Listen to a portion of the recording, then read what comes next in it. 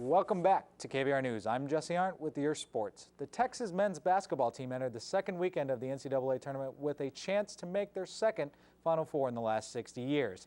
After dispatching of Stanford on Friday, the Horns faced off against one-seed Memphis this past Sunday at Reliance Stadium in Houston. You see both teams getting ready, cheerleaders getting excited. Connor actually trying to shoot a three, Texas down 5 at this point, but Justin Mason follows with the dunk. Texas down 3 early on. Later on, Justin Mason, next possession, actually drives down for the dunk.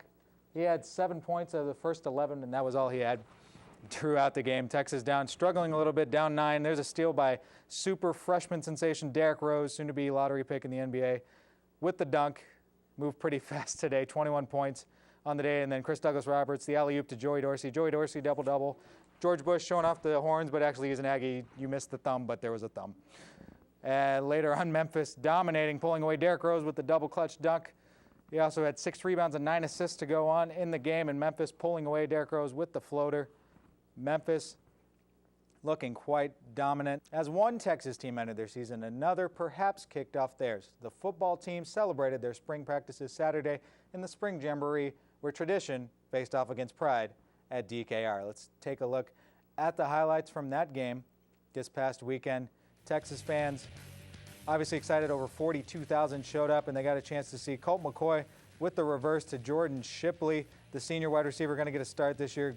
Goes 28 yards down to the 1-yard line, and Team Pride, which was the first team offense, will go ahead and scored on the next play. That's Vondrell McGee.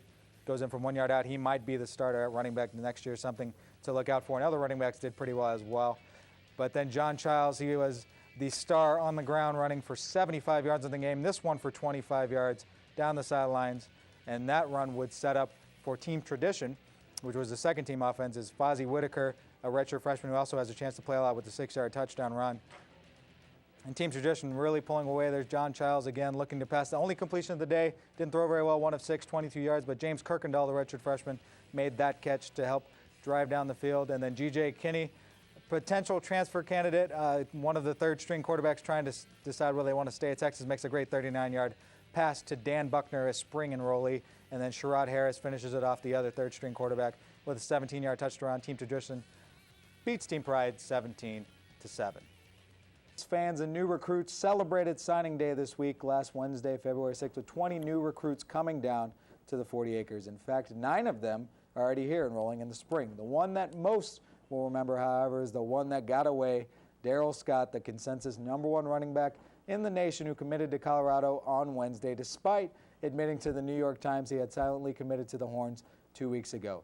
However, Coach Mack Brown and his staff still were very excited by who they were able to convince to come to the 40 acres. Talked about his group, philosophy, and recruiting in general at his signing day conference this past week.